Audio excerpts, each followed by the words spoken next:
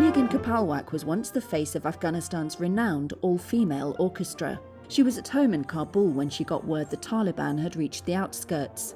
Last time they were in power, they banned music and women weren't allowed to work. From safety in Virginia, Kapalwak told Reuters of her panic.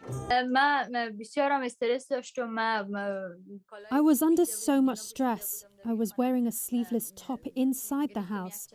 I grabbed a rope jacket and covered up, thinking just in case, because if they come suddenly and see me like this, then straight away they would kill me.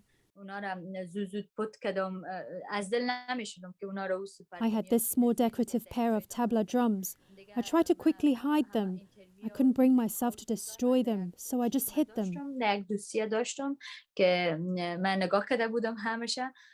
I had a folder where I had printed all my interviews, which I'd kept. I burned that. I had my photographs with musicians and with musical instruments, which I had made a photo album with. I burnt all of that. I felt so awful. It felt like the memory of my whole life was turned into ashes.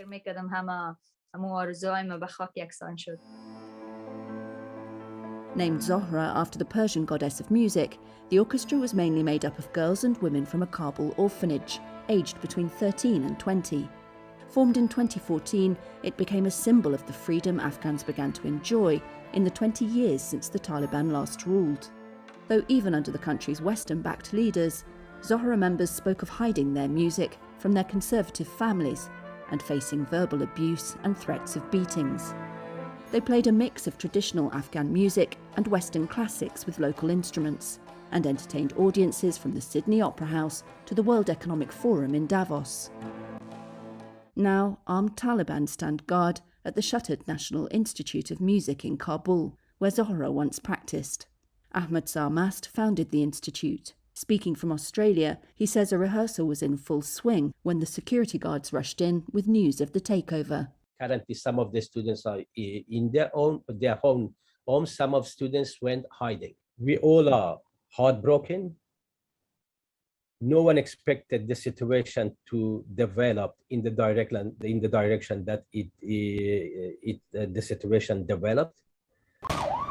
Kapalwak managed a daring escape from Kabul a few days after the Taliban arrived, boarding an evacuation flight alongside some female Afghan journalists. At 24, she's too young to fully remember life under their previous rule, but arriving in the capital as a young girl to attend school sticks in her memory.